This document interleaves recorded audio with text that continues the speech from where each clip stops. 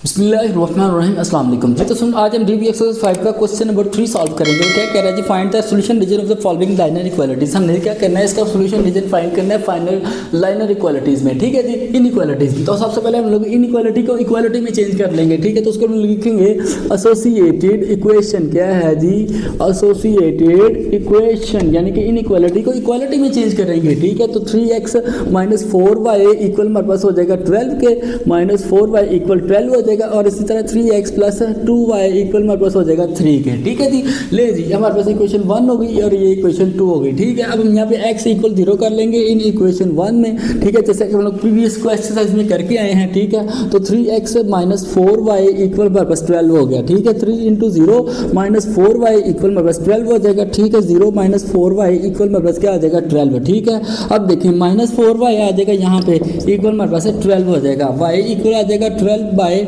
Minus का 4, 4 1 4, 4 3 12, y हमारे पास क्या आ जाएगा माइनस का 3 आ जाएगा। ठीक है, तो यहाँ पे हमारे पास इसका जो पॉइंट आएगा वो क्या आएगा, x यहाँ पे क्या है 0 और y क्या है माइनस का 3। ये हमारे पास होगी फर्स्ट इक्वेशन का फर्स्ट पॉइंट। ठीक है, इसी तरह हम लोग y को 0 कर लेंगे इन इक्वेशन 1 में y को हमने 0 किया। ठीक है, सॉरी ये इक्वेशन यहाँ पे क्या है जी 1 है हमारी। ठीक है, इक्वेशन 1 में हमने y को 0 कर लिया। इक्वेशन 1 क्या थी, 3x माइनस 4y इक्वल किसके है 12 के। ठीक है, 3x माइनस 4 इंटू 0 हो जाएगा। ठीक है, इक्वल हमारे पास 12 आ जाएगा। 3x माइनस 0 इक्वल 12 आ जाएगा। ठीक है, 3x इक्वल हमारे पास क्या आ जाएगा 12। ठीक है, x इक्वल हमारे पास आ जाएगा 12 बाय 3, 3 1 3 3 4 12, एक x हमारे पास आ जाएगा 4 का।